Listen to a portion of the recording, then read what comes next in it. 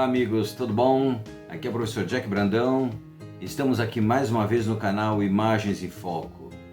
Bom, hoje nós vamos falar sobre um tema que para mim é muito caro, ou seja, é muito importante, com o qual eu trabalho há mais de 30 anos. Sim, quem me conhece já sabe, é o Santo Sudário de Turim. Nós estamos nos aproximando da Semana Santa e, como sempre, é algo muito importante nós analisarmos, nós estudarmos, nós conhecermos o Santo Sudário de Turim. É interessante que eu fiz uma postagem agora no Facebook e muitas pessoas criticam o sudário de uma forma até absurda. Olhem aí alguns exemplos. Sim, para mim, modéstia à parte, como eu havia dito, há 30 anos, mais de 30 anos, eu estudo o Sudário de Turim, é muito simples, ou melhor, é muito simplório, simplesmente dizer que o Sudário de Turim é falso. Se é falso ou se é verdadeiro, a mim, que sou pesquisador, pouco importa. Só que o que me importa é que as pessoas, ao analisar o Sudário de Turim, tenham um mínimo de parâmetro. É isso que é importante, porque as pessoas criticam sem conhecer o objeto, de que outras pessoas, com os quais outras pessoas estudam. Então é muito simples. Hoje nós vivemos uma época em que vacina, que até pouco tempo atrás era considerada a salvação, hoje é criticada. Conheço pessoas que dizem que não vão se vacinar porque há um chip chinês que vai ser inserido no sangue, ou que elas vão mudar a consciência, a cabeça. Jesus amado, é inacreditável certas coisas que eu escuto hoje, ainda mais por ser pesquisador, é difícil entender isso. Então hoje eu quero trabalhar com vocês, nós vamos ter dois encontros que nós vamos falar sobre o Sudário de Turim. O que é o Sudário de Turim? Ele é verdadeiro? Ele é falso? Quais são as grandes especulações que existem atrás deste pano? Este pano realmente foi uma criação da Igreja Católica? Bom, se você tiver interesse nesse assunto, que é um assunto, modéstia à parte, que será tratado por um dos grandes especialistas do Sudário de Turim aqui no Brasil, fique aí. Se não tiver interesse, pelo menos dá um like e não tem problema. Qualquer coisa, deixe os seus comentários aqui embaixo. Isso para nós é muito importante. Ok? Bom, vamos lá, como havia dito para vocês. Deem um like, sigam nossa página. Nós estamos aqui para dirimir muitas dúvidas, muitas especulações sobre esse tipo de coisa. Tudo aquilo que nós ouvimos, ou que nós normalmente ouvimos sobre o Santo Sudário, realmente é muita balela, é muita coisa de pessoas que não têm o menor conhecimento do que estão falando. Por isso que eu digo para vocês mais uma vez, fiquem aí, vocês vão se maravilhar com o que nós vamos conversar aqui, tá bom? Mas antes disso, mais uma vez, deem o like, inscreva-se na nossa página para sempre receber as notificações de tudo aquilo que nós fazemos e passamos aqui, tá bom? Vamos para a vinheta.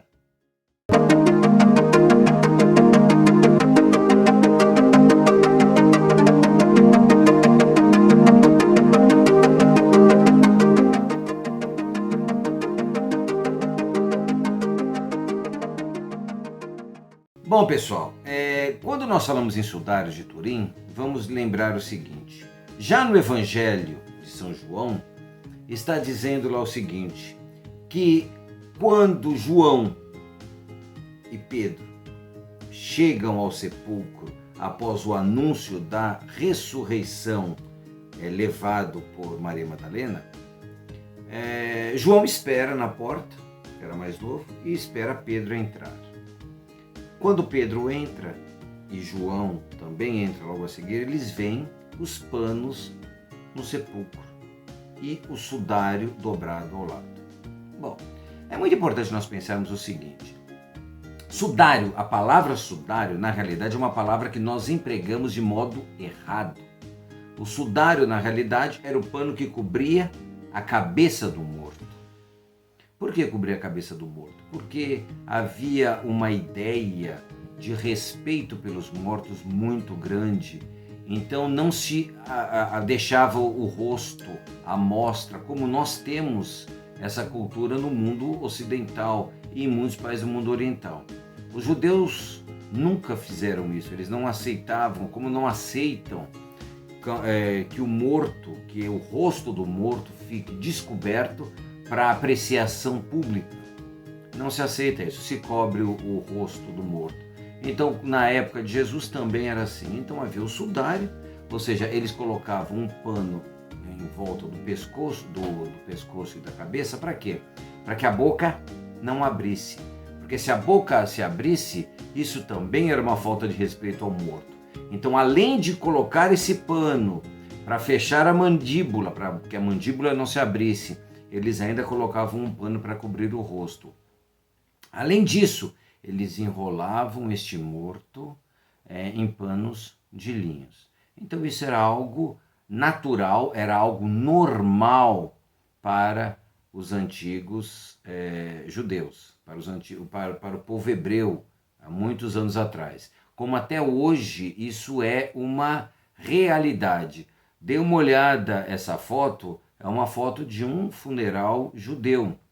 E olhem essa outra foto, é uma foto que vai retratar as pessoas que morrem, por exemplo, no mundo muçulmano, no mundo islâmico. Reparem que há muita semelhança na forma em que os mortos são tratados por ambas as culturas. Tudo bem? Então é importante nós pensarmos isso. Há sim elementos na Bíblia que mostram que houve um pano ou panos que cobriram o corpo de Jesus. Diferentemente de muitas pessoas que gritam sem saber, essa era uma realidade no mundo antigo, de modo especial no mundo judaico, de onde vem o cristianismo. Outro ponto que merece muita nossa atenção também é o fato de, diferentemente do que muitas imagens nos passam, o morto, normalmente, para o judeu, não era enrolado como uma múmia. Porque há muitas imagens que nós vemos em que, de modo especial, a ressurreição de Lázaro, que vai tratar da ressurreição de Lázaro, que mostra Lázaro como se fosse uma múmia. Pessoal, Egito é Egito. Jerusalém, o povo judaico, era outra coisa. Outra questão que se especula muito e que se grita muito aquelas pessoas que desconhecem esse tipo de tradição e que desconhecem algo mais interessante ainda, que é a própria questão do linho, dizem que seria impossível um pano sobreviver a 2000 anos.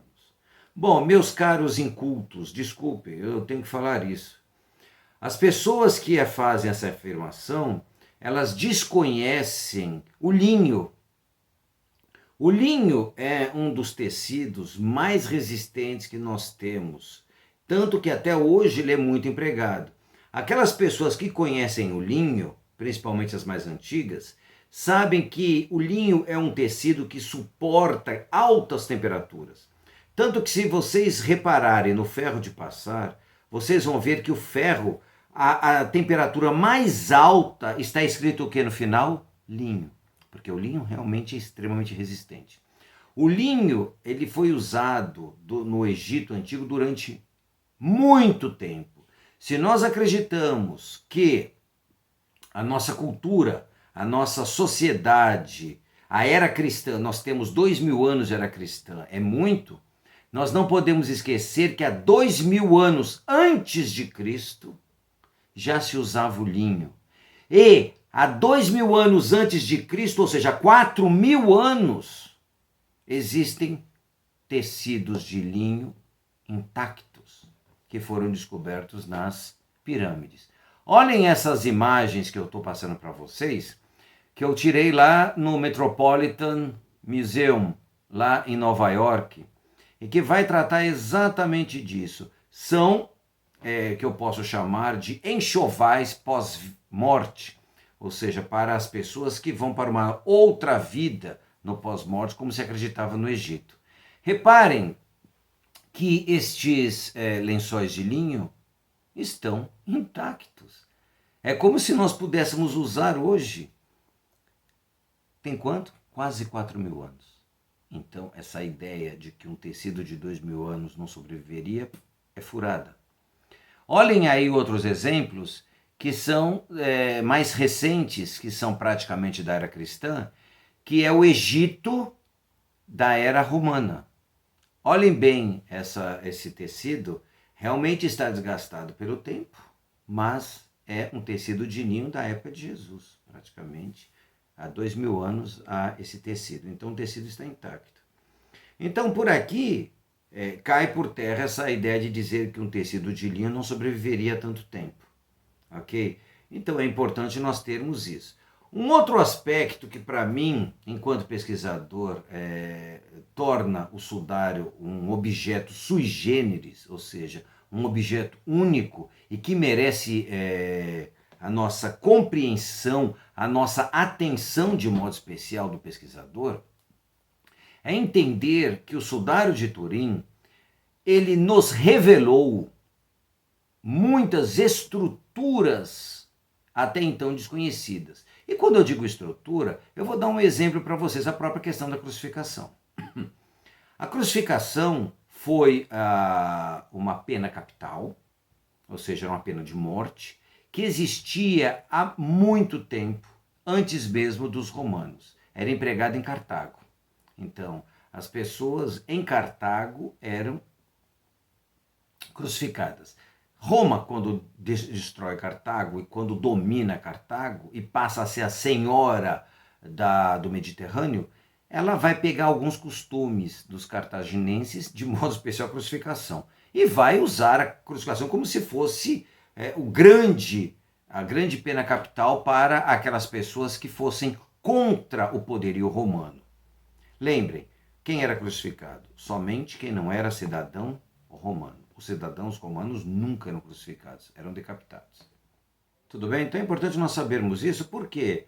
Porque quando, no século IV, ou seja, já com Constantino, ao ter certa simpatia ao cristianismo, aqui é muito importante eu falar isso. Por que eu tenho de falar isso? Porque muitas pessoas que desconhecem a história dizem que Constantino foi o primeiro imperador cristão, foi o imperador que tornou o cristianismo oficial, foi o imperador que criou inclusive o sudário. É tudo balela de pessoas que não conhecem a história. Constantino tinha simpatia, vamos dizer assim, pelos cristãos, porque Constantino era um homem político, sabia muito bem que havia muitos cristãos no Império e precisaria agradar esses cristãos. Bom, de qualquer forma, o que o imperador Constantino faz? Ele simplesmente proíbe a crucificação, porque Jesus foi crucificado. Ao proibir a crucificação, o que acontece? Um século depois, os romanos já desconheciam completamente o processo de crucificação. Isso é muito importante de modo especial para a arte, por quê? Porque mais dia, menos dia, inserido dentro de uma cultura extremamente iconófila, como era a romana, ou seja, uma estrutura voltada para a imagem, como era o Império Romano, os artistas querem pintar Jesus crucificado. Porém, não havia o mais importante. Era um paradigma. Os artistas antigos, da antiguidade, eles eram miméticos. O que isso quer dizer? Eles buscavam imitar outros artistas, mas precisavam de modelos. Não havia modelo para crucificação. Então o artista foi obrigado a ele próprio criar seu modelo. O Sudário de Turim, por outro lado, ele nos dá diversas respostas sobre como se deu a crucificação. Respostas que nós não temos, não há tratado sobre a crucificação. Nós temos alguns grandes escritores romanos da antiguidade que comentam algo, mas nunca falam sobre o processo em si. E isso nos deixou uma grande lacuna, ok? Nós temos uma ideia, mas nós não tínhamos elementos comprobatórios sobre determinadas ideias. Ideias que muitas vezes caem por terra. Um exemplo que nós temos é a própria ideia da crucificação, sendo que o homem que vai ser crucificado levava uma cruz inteira, como neste exemplo que nós temos aí. Isso seria algo impossível para um homem que já havia sofrido, por exemplo, a pré-pena capital, vamos chamar assim. Porque todo condenado à morte no Império Romano tinha de passar forçosamente pela flagelação. Então a flagelação era uma das partes importantíssimas, vamos dizer assim, do método romano da pena capital. Ou seja, o homem ia ser crucificado, ele tinha de ser flagelado. Ou seja, ele tinha de levar 40 açoites, mais ou menos 40 menos 1, mais ou menos isso. E foi o que aconteceu com o homem do Sudário. Então esses elementos foram nos mostrando, foram dando pistas e foram nos dando respostas para algumas perguntas de alguns pesquisadores, de alguns artistas ao correr dos anos. E o Sudário nos dá essas respostas. Um outro exemplo é a própria questão do emprego do prego nas palmas, que o Sudário nos mostra direto que não havia sido aqui, mas havia sido aqui. Hoje, diante das pesquisas que nós fazemos, e que nós temos de modo especial a partir do século XX, nós descobrimos que simplesmente aqui rasgaria. Ou seja, durante 1.400 anos, por volta de 1.400 anos, 1.500 anos, todos os artistas, com raríssimas exceções, erraram. Porque, como eu havia dito, eles eram imitadores. Isso se deu na Antiguidade, passou para o Medievo e continuou no Renascimento. Ok? Bom, querem saber mais? Eu apresento aqui para vocês esta minha obra, que é o primeiro volume de 5 volumes em que eu vou tratar sobre o Sudário de Turim. Nesta obra, eu vou, todos os 30 e poucos anos de pesquisa que eu tenho, eu vou explorar aqui. Vale muito a pena para aqueles que querem conhecer sem criticar. Querem criticar? Tenham conhecimento. É muito fácil gritar sem saber. Aquele que grita é porque não sabe. Como eu mostrei para vocês os exemplos daqueles comentários no Facebook, são pessoas que eu não tenho, simplesmente que não falo. Eu não vou falar, eu não vou discutir, eu não vou reclamar com pessoas que falam certas coisas, porque pelas próprias palavras dessas pessoas você mostra que é uma pessoa ignorante. O que é um ignorante? E que ignora, que não tem conhecimento. Bom, eu espero que vocês tenham gostado deste vídeo. Foi uma pincelada, uma mera pincelada, ok? Conheçam mais. Semana que vem nós temos mais, tá bom? Curtam a nossa página, inscreva-se no nosso canal, tá bom? Tchau para vocês!